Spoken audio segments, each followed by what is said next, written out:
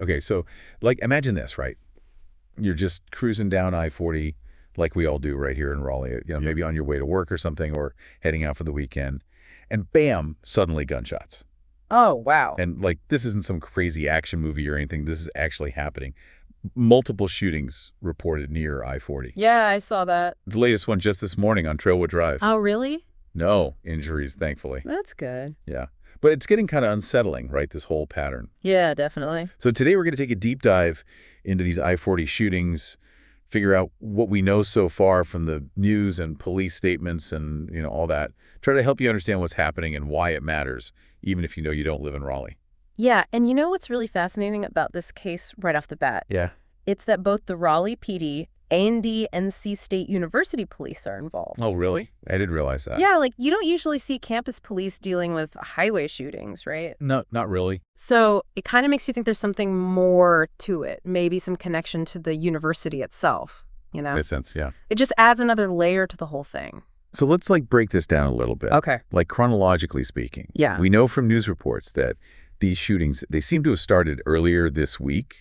And this most recent one on Trailwood Drive, it happened around 8:50 a.m. Okay.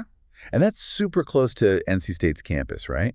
Yeah, exactly. And to give you a better idea of the location for Trailwood Drive, it runs really close to Gorman Street. Okay. And that's like a major road that cuts right through NC State. Oh, wow. So we're not talking about some random highway here.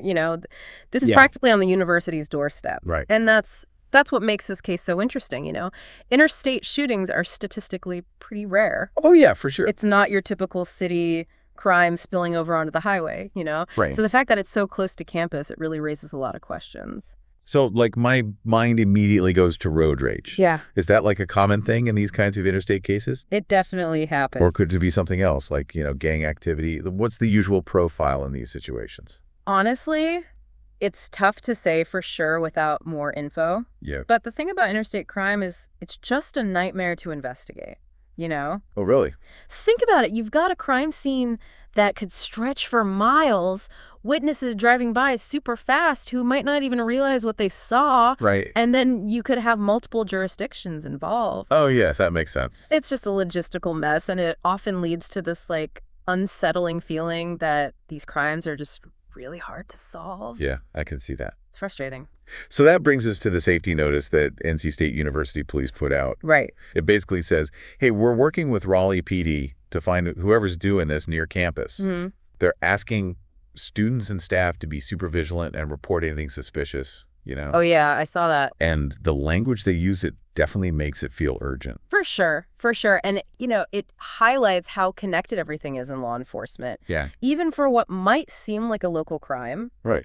Universities having their own police forces, that's not unusual. Right. But you don't often see them involved in interstate incidents. Right, yeah. So why is this case different? Exactly, that's the question. That's the thing we need to be asking, So to recap, we've got a string of shootings near I-40 here in Raleigh, an investigation that's still going on with both Raleigh PD and NC State University police involved. Yeah. And no clear motive or suspects yet. Nope, not yet. What does this tell us about the bigger picture of crime? That's a good question.